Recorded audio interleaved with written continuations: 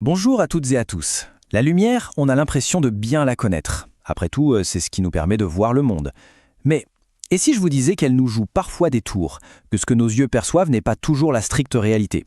Aujourd'hui, on va explorer ensemble ces illusions d'optique pour découvrir les lois de la physique qui se cachent juste derrière. Alors, voilà le programme du jour. On va commencer par une illusion que tout le monde connaît. Ensuite, on va déchiffrer le langage secret de la lumière. Puis, on va découvrir la loi qui explique tout son comportement. On verra même comment la lumière peut réaliser un véritable tour de magie, et comment ce tour est au cœur de notre connexion Internet. Prêt à mener l'enquête? C'est parti!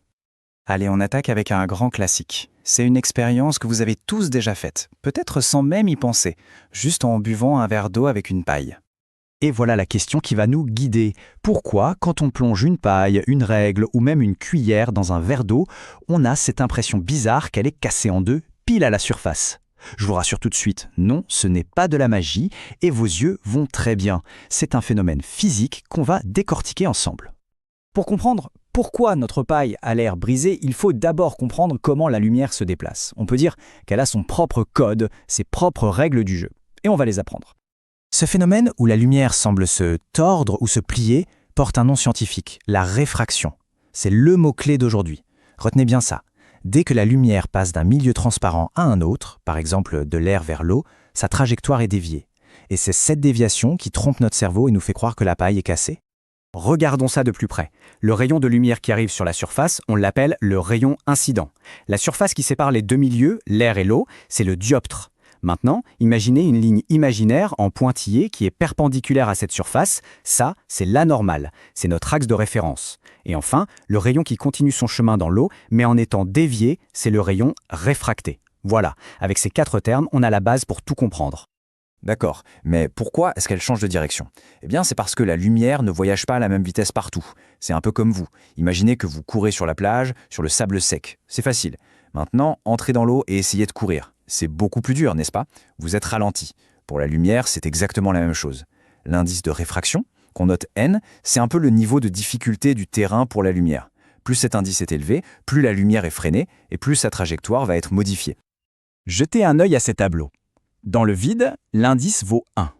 C'est la référence, la vitesse maximale. Dans l'air, c'est quasiment pareil. Mais regardez, dans l'eau, on passe à 1,33 et dans le verre à 1,50. Ça veut dire que la lumière galère un peu plus pour traverser l'eau ou le verre que pour traverser l'air. Et c'est justement cette différence d'indice qui est la cause de la réfraction.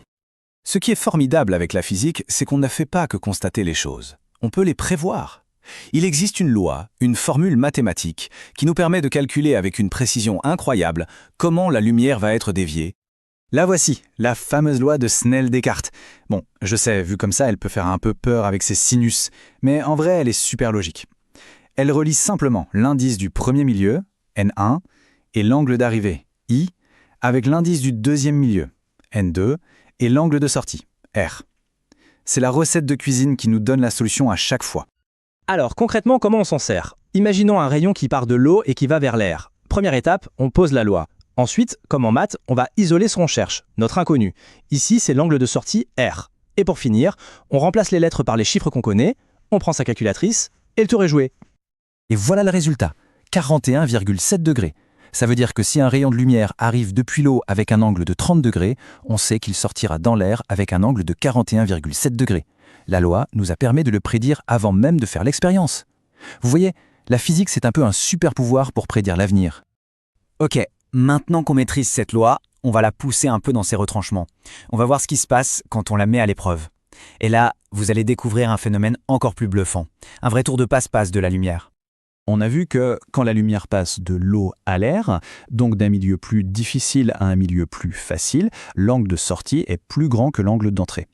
Mais réfléchissons 2 secondes. Que se passe-t-il si on augmente encore et encore cet angle d'entrée I? L'angle de sortie R va augmenter aussi, mais il ne peut pas dépasser 90 degrés, sinon ça voudrait dire que le rayon rase la surface. Alors, que se passe-t-il à la limite? Et c'est là que la magie opère. Si on incline trop notre rayon de départ, à un certain moment, il ne sort plus. Il ne se réfracte plus du tout. À la place, il se réfléchit totalement. Il est littéralement piégé dans l'eau, comme si la surface de l'eau était devenue un miroir parfait. Ce phénomène incroyable s'appelle la réflexion totale interne. Cet angle critique, ce point de bascule à partir duquel tout change, on l'appelle l'angle limite. Pour le passage de l'eau vers l'air, par exemple, il est de 48,8 degrés. Si un rayon arrive avec un angle plus grand que ça, c'est fini, il ne passera pas, il sera obligé de se réfléchir. Et bien sûr, cet angle dépend des deux milieux qui sont en contact. C'est quand même fou, non? On est parti d'une simple paille qui a l'air tordue et on arrive à un phénomène où la lumière est littéralement emprisonnée. Mais la vraie question, c'est est-ce que ça a une utilité dans la vie de tous les jours? On pourrait croire que c'est juste une petite curiosité de laboratoire, un truc un peu bizarre pour amuser les physiciens. Mais en réalité, ce principe de la lumière piégée, c'est la base d'une technologie qu'on utilise absolument tous les jours. Et oui, je parle bien de la fibre optique, l'Internet à très haut débit. Celui qui nous permet de regarder des vidéos en streaming, de jouer en ligne, de faire des visioconférences. Tout ça fonctionne grâce à des milliers de kilomètres de câbles qui utilisent ce tour de magie pour guider la lumière. Le principe est hyper astucieux. On envoie un signal lumineux qui transporte les données d'Internet dans un fil de verre ou de plastique à peine plus épais qu'un cheveu. À l'intérieur de ce fil, la lumière va frapper les parois des millions de fois, mais toujours avec un angle plus grand que l'angle limite.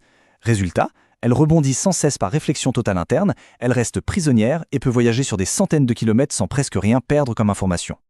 Mais quel est le secret pour être sûr que ça marche à tous les coups? Eh bien, c'est une histoire d'indice de réfraction.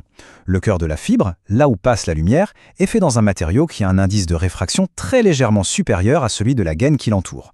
Et c'est cette toute petite différence, regardez, 1,54 contre 1,52, qui est la clé de tout.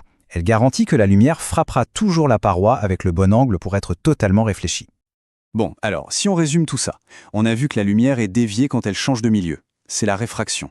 On peut calculer précisément cette déviation grâce à la loi de Snell-Descartes. Dans des conditions bien particulières, la lumière peut même être complètement piégée. C'est la réflexion totale interne. Et ce dernier principe, c'est la base de la fibre optique. Au final, l'explication de la paille cassée est la même qui nous permet de regarder des vidéos en 4K. La physique, c'est quand même incroyable, non? Ça donne à réfléchir, hein?